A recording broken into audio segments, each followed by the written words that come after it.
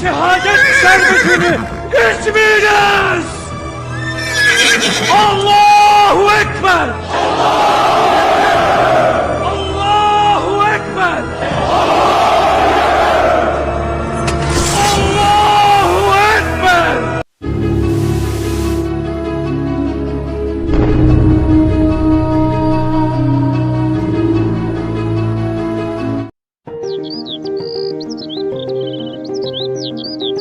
Halo semua.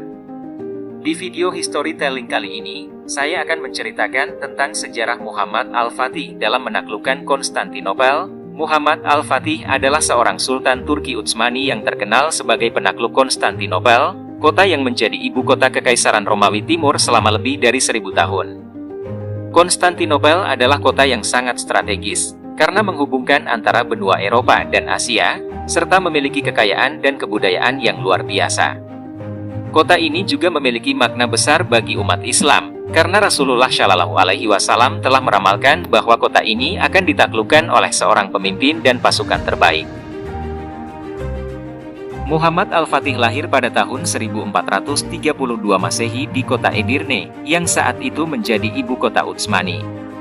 Ia adalah putra dari Sultan Murad II, yang mengajarkan kepadanya ilmu agama, bahasa, matematika, ilmu falak, dan strategi perang sejak kecil. Muhammad Al-Fatih juga hafal Al-Quran 30 juz, dan fasih berbicara dalam beberapa bahasa, seperti Arab, Turki, Persia, Ibrani, Latin, dan Yunani. Ia menjadi Sultan Utsmani pada tahun 1451 Masehi, menggantikan ayahnya yang turun tahta. Salah satu cita-cita terbesarnya adalah menaklukkan Konstantinopel, yang telah menjadi impian para Sultan Utsmani sebelumnya. Untuk mewujudkan cita-citanya, Muhammad Al-Fatih mempersiapkan segala sesuatunya dengan matang. Ia memperkuat angkatan perangnya, baik darat maupun laut, dengan membangun kapal-kapal, meriam-meriam, dan senjata-senjata lainnya. Ia juga memperbarui perjanjian dan kesepakatan dengan negara-negara tetangga dan sekutu-sekutunya, agar tidak ada gangguan dari luar saat ia mengepung Konstantinopel. Ia juga mempelajari kelemahan dan kekuatan kota tersebut, serta mengkaji pengepungan-pengepungan sebelumnya yang gagal. Pada tanggal 6 April 1453 Masehi, Muhammad Al-Fatih memulai pengepungan Konstantinopel dengan membawa sekitar 80.000 pasukan dan 320 kapal. Kota tersebut dipertahankan oleh sekitar 7.000 pasukan dan 26 kapal, di bawah pimpinan Kaisar Konstantinus XI. Kota tersebut memiliki benteng yang sangat kokoh, yang membentang sepanjang 20 km, dan diperkuat oleh parit-parit dan menara-menara.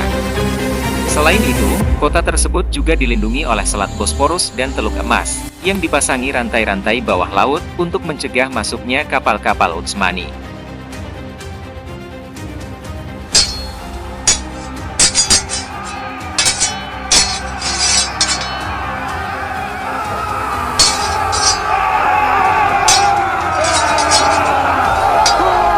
Muhammad Al-Fatih menyerang kota tersebut dari berbagai arah, baik darat maupun laut, dengan menggunakan meriam-meriam besar yang mampu menghancurkan tembok-tembok kota. Namun, pertahanan kota tersebut sangat tangguh, dan pasukan Utsmani mengalami banyak kesulitan dan kerugian. Muhammad Al-Fatih tidak menyerah, dan terus mencari cara untuk menembus pertahanan kota tersebut. Ia akhirnya berhasil melakukan hal yang tidak pernah terpikirkan sebelumnya, yaitu memindahkan kapal-kapalnya melalui darat, dengan menggunakan kayu-kayu dan lemak binatang, untuk menghindari rantai-rantai bawah laut dan masuk ke Teluk Emas. Hal ini membuat pasukan Bizantium terkejut dan panik, karena mereka tidak siap menghadapi serangan dari arah tersebut. Pada tanggal 29 Mei 1453 Masehi, Muhammad Al-Fatih melancarkan serangan terakhirnya, dengan membagi pasukannya menjadi 3 gelombang. Gelombang pertama terdiri dari pasukan biasa, yang bertugas untuk melemahkan pertahanan kota. Gelombang kedua terdiri dari pasukan elit, yang bertugas untuk menembus tembok kota. Gelombang ketiga terdiri dari pasukan pribadi Muhammad Al-Fatih, yang bertugas untuk menentukan kemenangan. Serangan ini berlangsung dengan sengit, dan banyak korban jiwa dari kedua belah pihak. Namun, akhirnya pasukan Utsmani berhasil menembus tembok kota, dan memasuki kota tersebut. Kaisar Konstantinus XI gugur dalam pertempuran, dan kota tersebut jatuh ke tangan Muhammad Al-Fatih. Muhammad Al-Fatih memasuki kota tersebut dengan penuh rasa syukur dan hormat. Ia memerintahkan agar tidak ada pembunuhan, pemerkosaan, atau perampokan terhadap penduduk kota. Ia juga mengizinkan penduduk kota untuk tetap menjalankan agama dan adat istiadat mereka dengan membayar pajak kepada Utsmani. Ia juga membangun masjid-masjid, sekolah-sekolah, dan rumah sakit di kota tersebut, serta memperbaiki dan melestarikan gereja-gereja dan monumen-monumen bersejarah. Ia juga mengundang banyak ulama, ilmuwan, seniman, dan pedagang untuk datang dan menetap di kota tersebut untuk menjadikannya sebagai pusat peradaban Islam dan dunia. Muhammad Al-Fatih menaklukkan Konstantinopel pada usia 21 tahun dan mendapatkan gelar Al-Fatih, yang berarti sang penakluk. Ia juga memenuhi ramalan Rasulullah Shallallahu Alaihi Wasallam dan menjadikan kota tersebut sebagai ibu kota Utsmani yang baru. Ia terus memerintah dengan bijaksana dan adil, serta melanjutkan ekspansi wilayah Utsmani ke berbagai penjuru. Ia meninggal pada tahun 1481 Masehi, pada usia 49 tahun, dan dimakamkan di masjid yang ia bangun di Konstantinopel, yang sekarang bernama Istanbul.